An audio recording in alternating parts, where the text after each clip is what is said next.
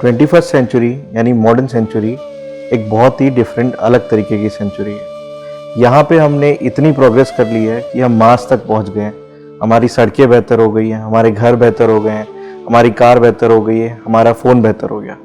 But जीवन की जो सबसे बेसिक चीज़ें थी, जैसे हमारा खाना, हमारा व्यवहार, हमारा नेचर, हम कितने खुश हैं, ये चीज़ खराब होती जा रही है। मतलब ये जो डेवलपमेंट आया है, इसकी एक कीमत भी हमने चुकानी पड़ी है। जैसे एग्जाम्पल, आज हमारा फ़ोन सबसे बेहतर है, हमारे पास एप्पल के फ़ोन है जो दुनिया के सबसे अच्छे फ़ोन हैं, लेकिन हमारे खाने वाला एप्पल जो हमारी बेसिक नीड को पूरा करता है, हमारी बेसिक ज़रूरत को पूरा करता है, वो ख़राब हो गया।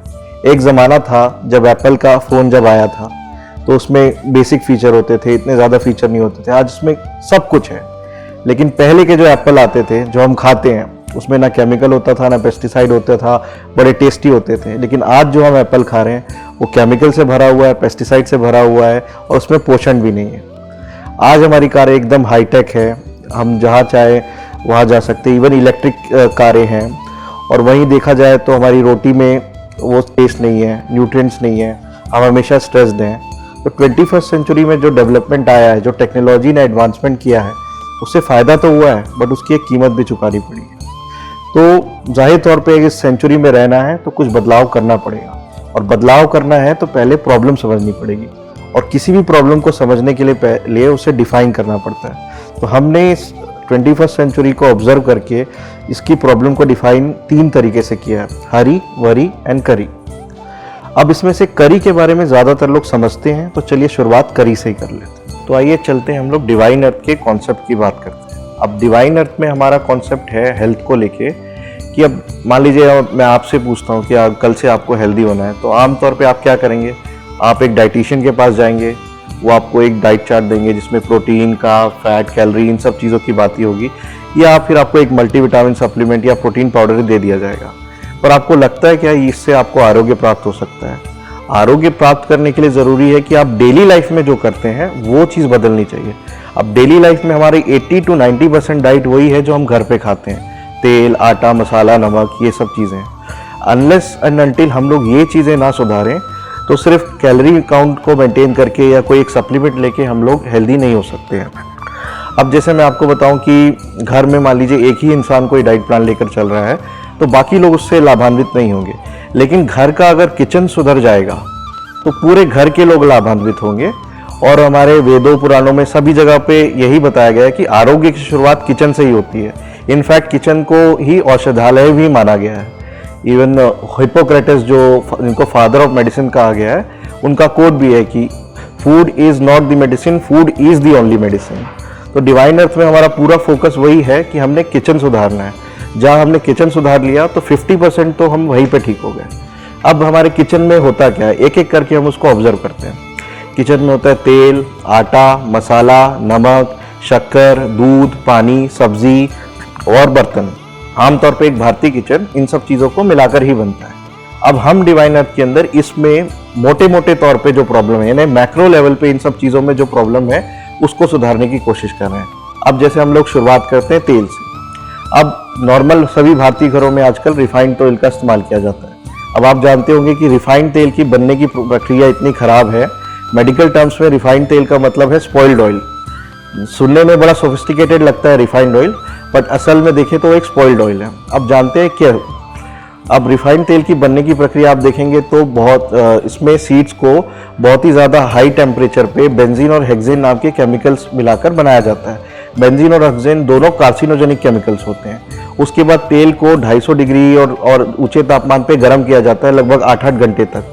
इससे क्या होता है, तेल में मौजूद जो फैटी एसिड बॉन्ड्स हैं वो ब्रेक होने लगते हैं। तेल में ट्रांस फैट का फॉर्मेशन होता है, क्योंकि हर तेल का एक स्मोकिंग पॉइंट होता है, मतलब वो तापमान जिसके ऊपर जाने से तेल अपनी कुदरती प्रॉपर्टीज खो देगा। तो रिफाइंड तेल पहले से वो अपनी प्रॉपर्टीज खो चुके होते हैं। फिर उसके बाद उसकी ब्लीचिंग की जाती है। ब्लीचिंग करने से उसकी कुदरती खुशबू, रंग, इसमें बदलाव आ जाता है और हमें दिखता है एकदम साफ सुथरा चमकता तेल। ये क्यों किया जाता है? इसके कई कारण। एक तो कारण ये है कि लोगों का एक प्रांतीय प्रेफरेंस होता है, रीजनल प्रेफरेंस। जैसे गुजरात के लोग फली का तेल खाएंगे, आंध्रा के लोग तिल का तेल खाएंगे, उनको वो खुशबू या ये पसंद है। पर रिफाइंड ऑयल में ये खुशबू और रंग पूरी तरह मिटाया दिया जाता है। इससे क्या होता है, वो टेस्ट न्यूट्रल हो जाता है, यानी सभी लोग उसको एक्सेप्ट कर सकते हैं, चाहे दिल्ली के हो, चाहे आंध्रा के हो, चाहे मुंबई के हो। और रेस्टोरेंट्स को तो बहुत फायदा होता है क्योंकि न्यूट्रल तेल है तो उसको कोई स्वाद को खराब नहीं करेगा किसी चीज के। लेकिन इस ब्लीचिंग करने की प्रक्रिया में उसको बहुत सारे केमिकल से गुजरता है। अब उस तेल में क्योंकि इतना गर्म कर दिया गया है तो पोषण बचा नहीं, तो उसमें कृत्रिम तौर पे यानी सिंथेटिकली विटामिन को स्प्रे किया जाता है और हमें ठप्पा लगकर मिलता है कि फोर्टिफाइड विद विटामिन डी। भाई जो खुद ही पोषण की चीज है उसको और पोषण ऐड करने की जरूरत क्या है उसमें। और फिर प्रक्रिया यहीं तक नहीं रुकती, उसमें फिर TBHQ नाम के जैसे प्रिजर्वेटिव्स, एंटी फोमिंग एजेंट, ये सब मिलाए जाते हैं ताकि वो लंबे समय तक चले, तलने पे उसमें झाग ना आए। यानी कुल मिलाकर उसकी दिखावट पे ज्यादा जोर है, ना कि उसके गुणों पे।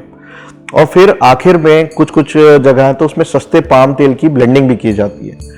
तो ऐसा तेल हमें सिर्फ ल्यूब्रिकेटिंग एजेंट दे रहा है, यानी कुकिंग का मीडियम है, वो खाने की कोई वस्तु नहीं हुई। तो उसको हमने रिप्लेस किया पुराने जमाने के लकड़ी घानी के जैसे तेल से। मतलब हमने क्या किया, हमने बस वही किया कि हम पीछे गए और देखा कि पहले क्या होता था, पहले कैसे लोग स्वस्थ होते थे। तो पहले लोग लकड़ी की घानी का तेल खाते थे, उसी तरह से हमने मैकेनिकल घानियां लगाई हैं जिसमें लकड़ी के बेलन से सीड्स को डाल के धीरे धीरे कम तापमान पे तेल निकाला जाता है। ऐसे तेल में पूरी तरह से पोषण बरकरार रहता है। इसमें क्या बोलते हैं, किसी तरह की ना सीड में कुछ मिलाया जाता है ना कुछ निकाला जाता है, यानी तेल अपने कुदरती फॉर्म में ही मेंटेन रहता है। और इसमें निकालते वक्त तापमान इतना कम होता है तो सारे पोषक तत्व बने रहते हैं। ये तेल खाने से हम सभी तरह के केमिकल से बच जाएंगे। आयुर्वेद में भी बताया गया है कि घानी का तेल सबसे अच्छा होता है। अब क्योंकि घानी के तेल में लगभग 2.5 किलो फल्ली लग जाती है 1 किलो फल्ली तेल निकालने में, 4 किलो सरसों लग जाती है 1 किलो सरसों तेल निकालने में, तो ये स्वाभाविक तौर से थोड़ा महंगा होगा। आप खुद ही सोचिए, 2.5 किलो की फल्ली की कीमत ही 250 रुपए है लगभग, तो 150-200 रुपए में आपको क्या तेल मिल रहा होगा बाजार में। तो इसलिए हमने एक दूसरा ऑप्शन भी दिया है, वो एक्सपेलर का तेल, जिसको कोल्ड प्रेस तेल भी बोल सकते हैं, और लकड़ी घानी के तेल को वुड प्रेस तेल बोलते हैं। कोल्ड प्रेस तेल में क्योंकि मशीनों द्वारा निकाल गया तो घर्षण से थोड़ी हीट जनरेट होगी, लेकिन और उसके पोषक तत्व लकड़ी के मुकाबले थोड़े कम होंगे, स्टिल वो रिफाइंड तेल से काफी बेहतर है। तो इस तरह से हमने अपने किचन का तेल सुधार लिया यानी हम बहुत सारी बीमारियों से बच गए, क्योंकि भारतीय कुकिंग में पूरे विश्व में सबसे ज्यादा तेल भारत में इस्तेमाल किया जाता है और पूरे विश्व में हार्ट डिसीजेस और डायबिटीज भी भारत में ही सबसे ज्यादा है। तो इस तरह से हमने अपना एक तेल सुधार लिया। अगला किचन का एक बहुत बड़ा हिस्सा होता है आटा। तो आज के दौर में एक आम भारतीय सुपरमार्केट से आटा खरीद कर लेकर आते हैं। अब सुपरमार्केट में जो आटा पिसा हुआ आ रहा है वो बड़ी बड़ी कंपनियों द्वारा रोलर मिलों में पिसा जाता है। तो रोलर मिलों में क्या होता है, 2 सिलेंड्रिकल रोलर्स होते हैं, उनके बीच में गेहूं गिरता है और बहुत ज्यादा घर्षण के साथ पिसता है। ऐसे घर्षण की पिसाई से उसमें पोषक तत्व कम होने लगते हैं। अगेन जहां जहां ज्यादा हीट हुई वहां पे पोषक तत्व गिरने लगते हैं। उसके बाद उस आटे का चोकर अलग करके बेच दिया जाता है, क्योंकि उसका अलग दाम प्राप्त होता है कैटल फीड के रूप में, या माइलो कॉम्प्लेन जैसी कंपनियां उसे खरीद लेती है। अब हम लोग बिना चोकर वाला आटा खाकर खुश होते हैं, हमें लगता है बड़ी सफेद नरम नरम रोटियां मिल रही है, बट वैसी रोटी एक तरह से मैदा ही है, बिना चोकर के आटे में ताकत ही नहीं होती। फिर लोग दूसरा तर्क देते हैं कि हम तो गेहूं को धोकर अपने मोहल्लों में जाके आटा पिसा लेते हैं, लेकिन मोहल्ले में भी जो चक्कियां लगी हुई है वो एमरी स्टोन की बनी होती है, यानी केमिकल से ब्लीच किया हुआ पत्थर। उसमें भी आटा जो पिसता है काफी गर्म होता है, आप छू कर देखेंगे तो छू नहीं पाएंगे, पिसते वक्त आटा इतना गर्म होता है। तो उसमें भी काफी न्यूट्रिशनल लॉस होता है। तो हमने इसके सोचा कि पहले के लोग क्या करते थे। पहले के लोग जाते की चक्की होती थी, पत्थर की चक्की होती थी, जिसमें नीचे का पत्थर स्थिर होता था, ऊपर का घड़ी की उल्टी दिशा में चलता था, जिसमें धीरे धीरे आटा पिसता था। उस प्रोसेस से ना आटा गर्म होता था, ना उसका चोकर अलग किया जाता था, तो वैसे आटे में ताकत होती थी। तो उसी तरह से हमने वैदिक आटा चक्की बनवाई, जिसमें नीचे का पत्थर स्थिर है, ऊपर का घड़ी की उल्टी दिशा में घूमता है, और उसकी स्पीड इतनी रखी कि वो लगभग हाथ की पिसाई के बराबर हो, यानी मोटा मोटी 70 चक्कर प्रति मिनट। तो ऐसी चक्की में आटा पीसने से उसके सारे पोषक तत्व बने रहते हैं, वैसे आटे में काफी ताकत होती है। तो इस तरह का आटा खाने से हम स्वाभाविक रूप से स्वस्थ होते हैं।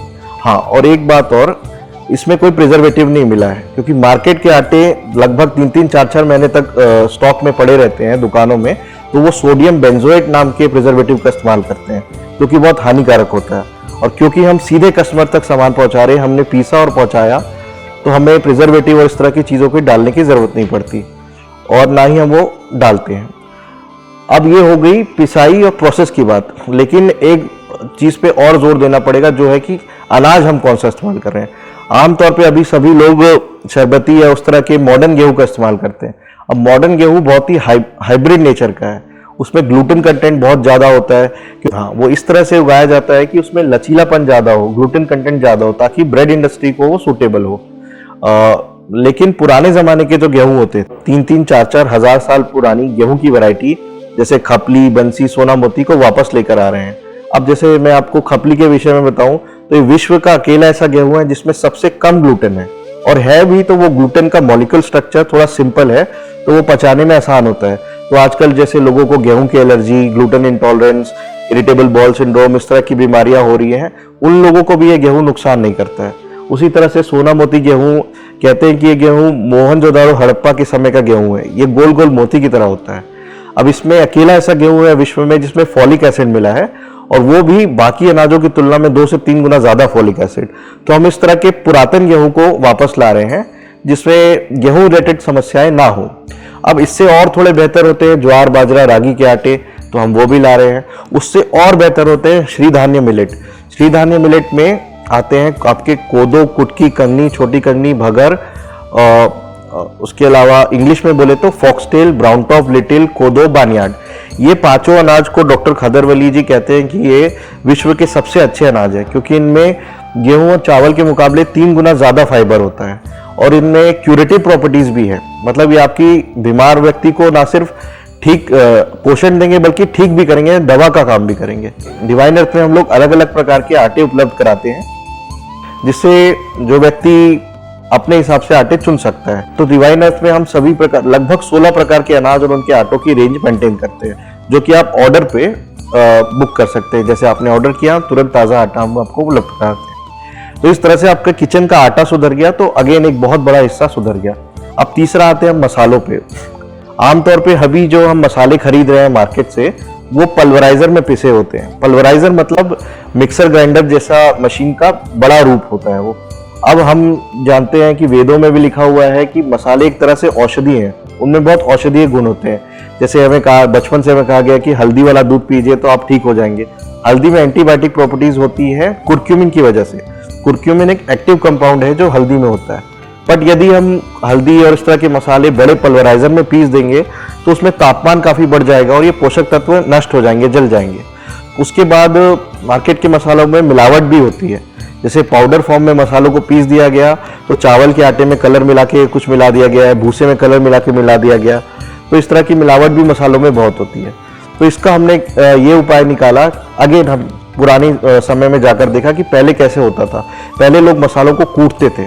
अब कूटने से क्या होता है, मसाले अपना तापमान नहीं बढ़ता है, तो उनका पोषक तत्व भी बना रहता है, उनकी खुशबू भी बनी रहती है और वो थोड़े दरदरे होते हैं। तो उसी तरह से हमने मसाला कुट्टी बनवाई जिसमें मसाले धीरे धीरे धीरे कूटते हैं। तो कूटने से उनका पोषक तत्व, खुशबू, अरोमा, टेक्सचर सभी चीज़ बना रहता है। तो ये एक हमारे मसालों में एक खास बात हो गई कि हम पूरी तरह से पोषक तत्व से बने हुए मसाले आपको उपलब्ध कराते हैं। चौथा एक स्पेशल बात और है कि जितने भी मिक्स मसाले हैं, जहाँ भी नमक की रिक्वायरमेंट है, वहाँ पे हम समुद्री नमक की जगह हिमालयन पिंक सॉल्ट यूज़ करके मसालों को बनाते हैं। तो ये भी एक एडेड एडवांटेज है। तो इस तरह से किचन के हमने मसाले भी सुधार दिए। तो जैसा कि मैंने आपको बताया कि हम मसालों में हिमालयन पिंक सॉल्ट यानी पाकिस्तानी सिंधा नमक का इस्तेमाल करते हैं। तो अगला पॉइंट भी उसी से रिलेटेड है, क्योंकि किचन का एक बहुत बड़ा हिस्सा नमक होता है।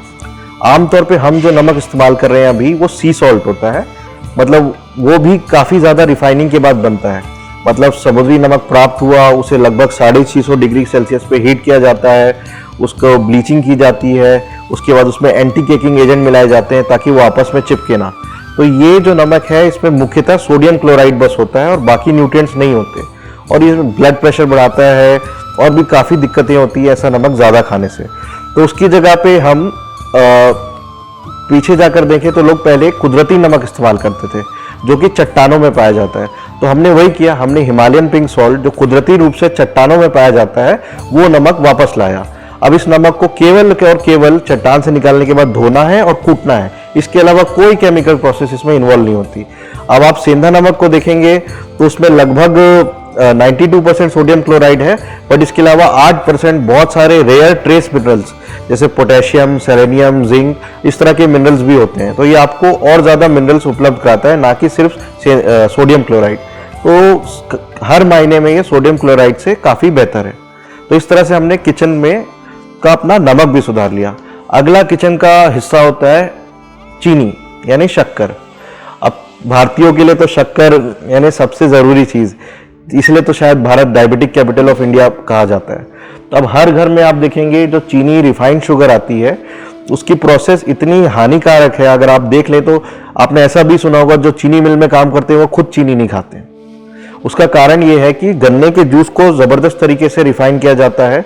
अब वो इतना रिफाइन हो चुका रहता है कि जो चीनी है उसमें न्यूट्रिएंट कुछ नहीं होता, यानी पोषण जीरो है लेकिन कैलोरी बहुत ज़्यादा है। तो ऐसी चीनी खाकर हम लोग सिर्फ बीमारियों को न्योता दे रहे हैं और कुछ नहीं कर रहे हैं। तो उसकी जगह पे हमने जो हमारे परंपरागत स्वीटनर्स होते थे, मैंने परंपरागत नेचुरली ऑकरिंग शुगर्स होते थे, उनको वापस लाने की कोशिश कर रहे हैं। जैसे गुड़, अब गुड़ भी बहुत केमिकल वाला बाजार में मिलता है, तो उसकी जगह हमने पुरातन तकनीक से जो गुड़ बनता है, जिसमें गुड़ गन्ने के जूस को उबालते वक्त भिंडी के चेप से उसको साफ किया जाता है, वैसा वाला गुड़ हम उपलब्ध करा रहे हैं।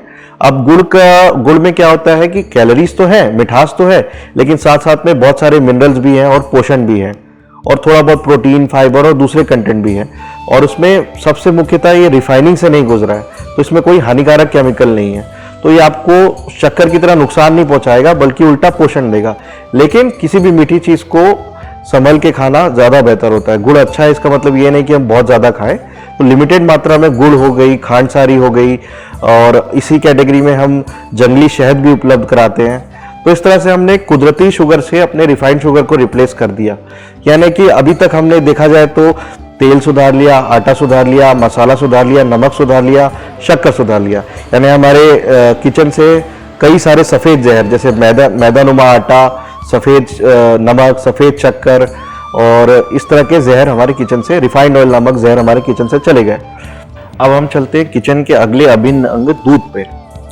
अब आमतौर पे अभी जो हम दूध इस्तेमाल कर रहे हैं उसमें से बहुत ज़्यादा तो मिलावटी होता है। अगर आप इंटरनेट पे रिसर्च करेंगे कि भारत में सबसे ज़्यादा मिलावटी कौन सा खाद्य पदार्थ है, तो सबसे टॉप पे आएगा मिल्क और दूसरा आएगा तेल।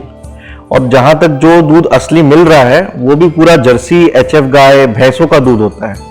अब भैंसों, जर्सी एचएफ गाय के दूध में प्रॉब्लम ये है कि दूध उसमें जो प्रोटीन होता है वो बीटा A1 केसिन प्रोटीन होता है। और बहुत सारी रिसर्चेस में पाया गया है कि बीटा A1 केसिन प्रोटीन आमतौर पे इंसानों के लिए पचाना बहुत मुश्किल है, और यदि वो पचता भी है तो उसमें टॉक्सिक सब्सटेंसेस क्रिएट होते हैं बॉडी में, जो इन्फ्लेमेशन क्रिएट करते हैं, जिससे बहुत सारी बीमारियां होती है, जैसे लैक्टोस इंटॉलरेंस। इवन आजकल रिसर्चेस में बताया जा रहा है कि कोई बच्चों को ऑटिज्म तक हो रहा है एक्सेसिव A1 प्रोटीन वाली डेयरी प्रोडक्ट कंज्यूम करने से। वहीं पहले के ज़माने में खासतौर पे भारत में लोग देसी गायों का दूध का सेवन करते थे। अब जो देसी नस्ल की गाय होती है, जिनके पीठ पे हम्प होता है और गले की स्किन थोड़ी सी लटकती रहती है, इनके दूध में A2 बीटा केसिन प्राप्त होता है। तो डिवाइन अर्थ में हम केवल और केवल देसी नस्ल की गौमाता जैसे गिर, साहिवाल, थारपारकर, इनका पालन कर रहे हैं। इनसे जो प्राप्त बीटा A2 केसिन दूध है वो सुपाच्य होता है और वो इंसानों के लिए अच्छा है। तो यहाँ पे हमने एक डिवाइन गौधाम की स्थापना की है, जहाँ पे गौ माता को एकदम प्यार से रखा जाता है, और इनसे जो प्राप्त A2 बीटा केसिन मिल्क है उसको हम लोग पूरे शहर में सप्लाई कर रहे हैं।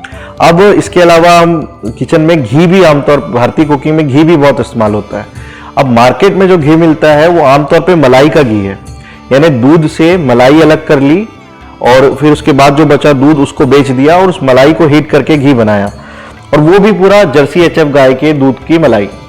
तो ऐसा घी उतना पोषण नहीं देता है और शरीर के लिए उतना अच्छा नहीं होता। तो इसके लिए हमने आयुर्वेदिक पद्धति का इस्तेमाल किया। जैसे आयुर्वेद में घी का वर्णन इस प्रकार से है कि दूध का पहले दही जमाना चाहिए, दही जमने से वो फर्मेंट हो जाता है, उस दही का फिर बिलोना किया जाना चाहिए, उसे मथा जाना चाहिए। मथने के बाद जो मक्खन प्राप्त होता है उसे हीट करें हम लोग लो फ्लेम पे धीरे धीरे, उससे जो घी प्राप्त होगा वो बिलोना घी होगा। यही घी हमारे शरीर के लिए अच्छा होता है। ऐसे घी खाने से शरीर को पूरा पोषण मिलता है, ना कि वो मलाई वाला घी। अब इस बिलोना विधि करते वक्त जो छाछ प्राप्त होती है मक्खन के साथ में, वो असली छाछ है, वो भी बहुत गुणकारी होती है। अब घर में जो हम दही में पानी मिलाकर बना लेते हैं वो छाछ नहीं है, वो मट्ठा है। तो डिवाइन अर्थ में हम केवल देसी नस्ल की गाय का A2 दूध, A2 बिलोना घी, A2 पनीर, A2 मिल्क की छाछ, ये सब आपको उपलब्ध करा रहे हैं। तो इस तरह से हमने किचन का एक और अभिन्न अंग दूध, उसको भी सुधार लिया। अब किचन में अगला हिस्सा आता है सब्जी का।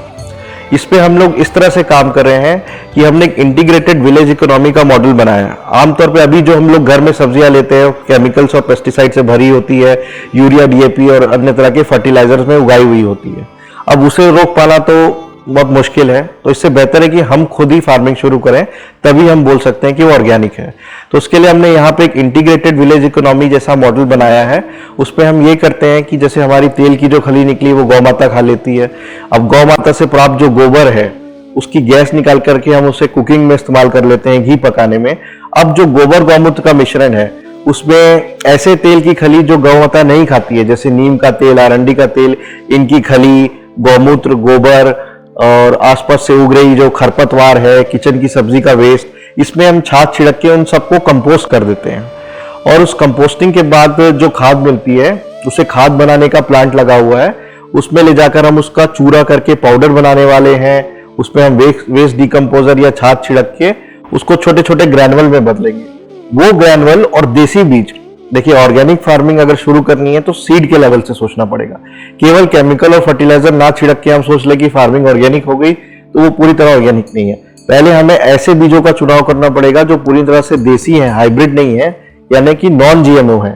वो सीड और देसी खाद हम किसानों को देने वाले हैं और उनसे हम सब्जी या अन्य अनाज जो भी हमें जरूरत है, दाल, चावल, मिलेट्स, सरसों, फली, तिल्ली, ये उगाकर वापस लेने वाले हैं। तो इस तरह से हम अच्छी सब्जी भी लोगों को उपलब्ध करा पाएंगे।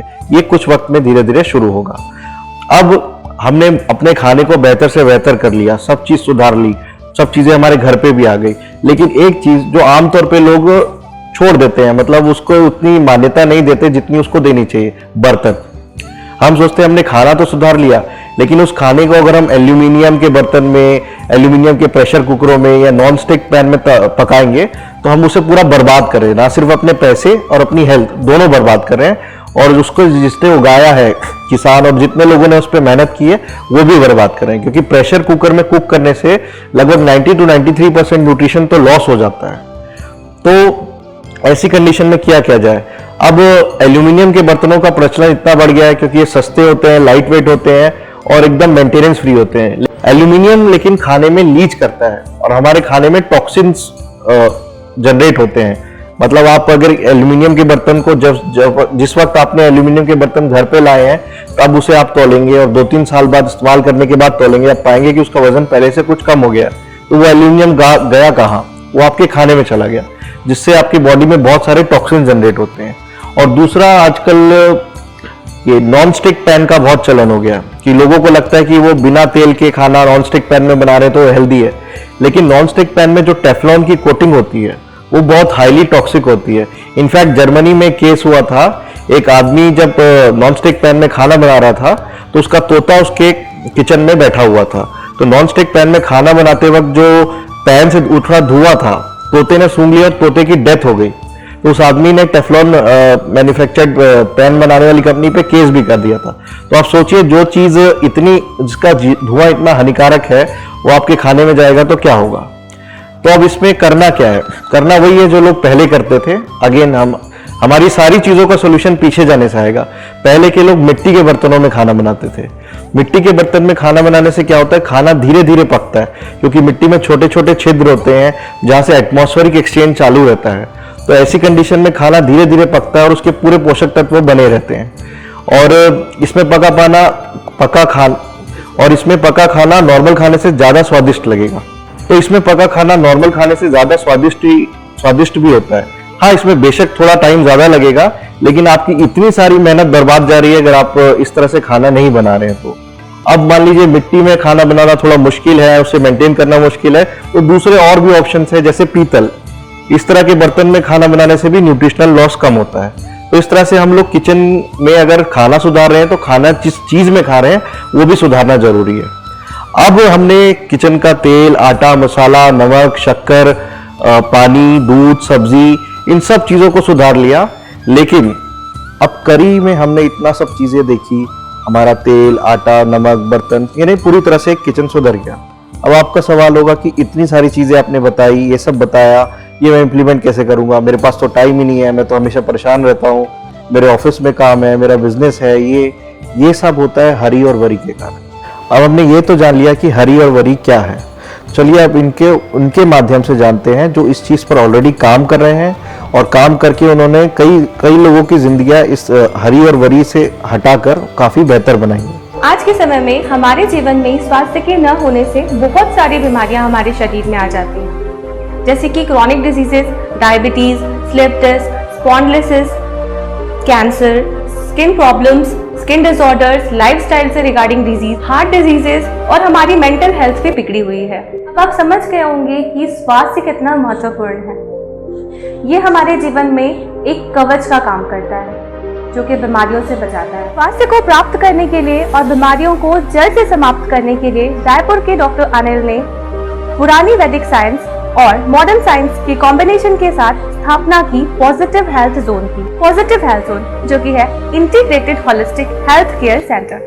केरला आयुर्वेदा, नेचुरोपैथी, साइकोन्यूरोबिक्स की साइंस यानी कि चक्र विज्ञान और डिफरेंट माइंड साइंसेस की मदद से डॉक्टर अनिल और उनकी टीम ने आज हजारों परिवारों को स्वस्थ परिवार बनाया है और उनके जीवन से बीमारियों को जड़ से समाप्त किया है। पीडीबी डिवाइस की मदद से आप अपने ऑरा का एनालिसिस निकाल सकते हैं, आपके चक्रास की अलाइनमेंट कैसी है ये आप जान सकते हैं, एट प्रेजेंट का आपका क्या हेल्थ स्टेटस है और आने वाले 3 से 6 महीने में कौन सी डिजीज आपकी बॉडी में एंटर कर सकती है या कौन सी प्रॉब्लम आपको हो सकती है, ये भी आप इस डिवाइस की मदद से प्रेडिक्ट कर सकते हैं। वेदा पल्स की मदद से आप जान सकते हैं कि आपकी बॉडी में वात, पित्त, कफ ये 3 दोष संतुलित हैं या नहीं, सप्त दोष, पंच महाभूत आपकी बॉडी में किस तरीके से हैं।